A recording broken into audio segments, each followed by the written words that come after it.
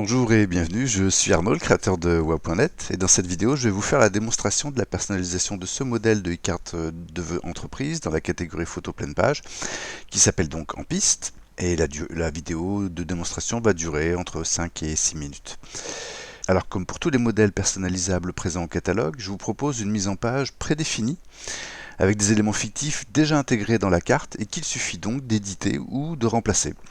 On va tout de suite commencer par le logo. Je vais cliquer sur l'image fictive qui le symbolise, puis sur l'icône poubelle pour la supprimer. Et puis je vais remonter dans la barre d'action d'ajout d'éléments, cliquer sur le bouton Ajout logo pour parcourir mon disque dur et télécharger le logo que je désire intégrer. Je vais prendre celui-ci. Il s'affiche automatiquement au centre de l'icône. Je clique dessus pour le sélectionner, je clique et je maintiens clic et je bouge ma souris pour le déplacer et je le positionne et je lâche le clic de la souris pour le positionner sur le sticker blanc. Alors on s'aperçoit tout de suite que le logo est au-dessus de la punaise, il va donc falloir le faire passer en dessous. Pour ça c'est très simple, dans la petite palette d'outils qui lui est associée, qui s'affiche quand on le sélectionne, il y a une icône placée en dessous. Il faut cliquer dessus autant de fois que nécessaire. J'ai désormais mon logo en dessous de la punaise. Ensuite je vais affecter une rotation similaire à celle du sticker. Et enfin, je vais redimensionner le logo pour avoir des marges blanches équivalentes tout autour. Si jamais vous aviez un logo dans un format vertical, je vais en télécharger un pour l'exemple tout de suite. Je vais d'abord supprimer celui-ci et je vais prendre ce nouveau logo.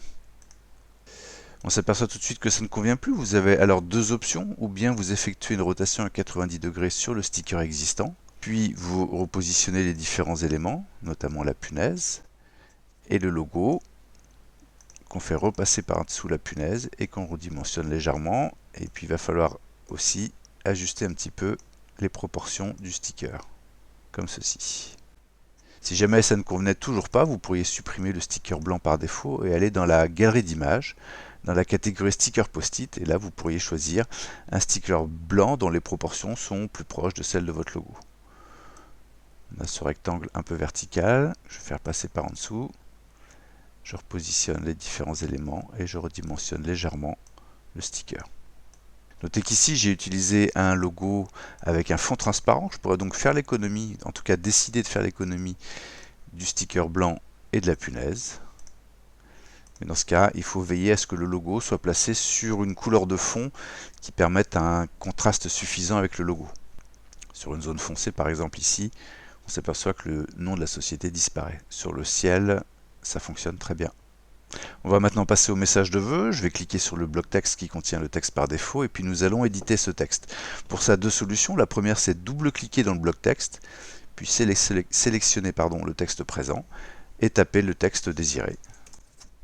Je vous souhaite une belle année. Là, je vais taper sur la touche Entrée pour passer à la ligne suivante.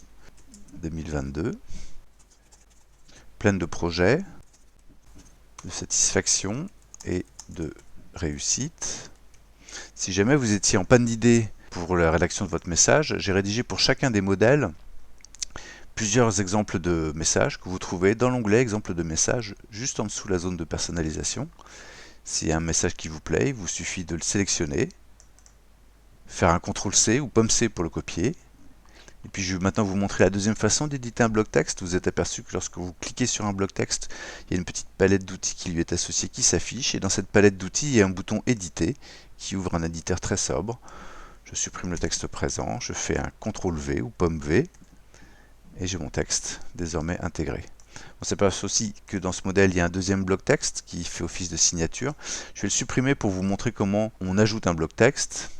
Il suffit de remonter dans la barre d'action d'ajout d'éléments, de cliquer sur le bouton Ajout texte et de taper votre texte ici. Je vais donc reproduire la signature. Je récupère le texte au centre de l'icône et puis je vais lui affecter maintenant les mêmes caractéristiques de police que celles du message de vœux. Ici, on a la police Shadows into Light en taille 18 et tout en blanc. Taille 18 d'ailleurs, c'est pas énorme, on pourrait l'augmenter à 19, voire même 20. Donc, la Shadows into Line,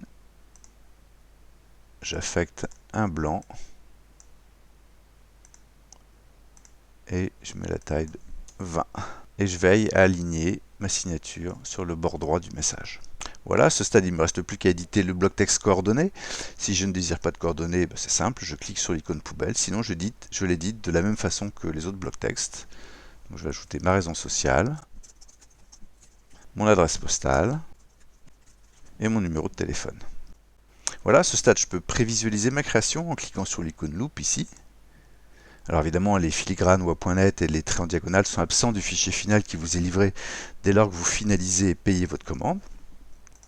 Et si je suis satisfait de ma création, il ne me reste plus qu'à cliquer sur le bouton Ajouter au panier pour poursuivre ma commande.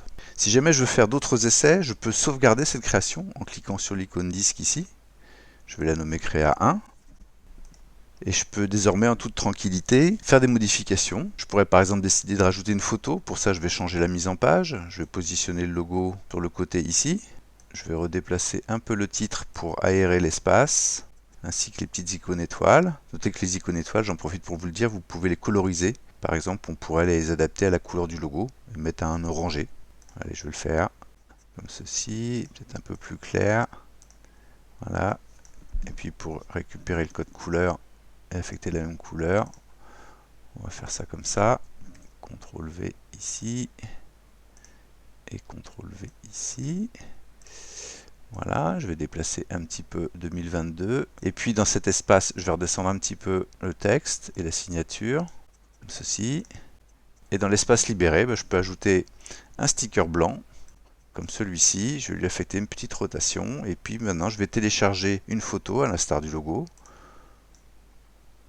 Je vais prendre celle-ci, je la récupère, je la redimensionne, je la positionne sur le sticker, j'affecte la même rotation que celle du sticker, et puis j'ajuste la taille de la photo pour avoir des marges blanches à peu près équivalentes tout autour.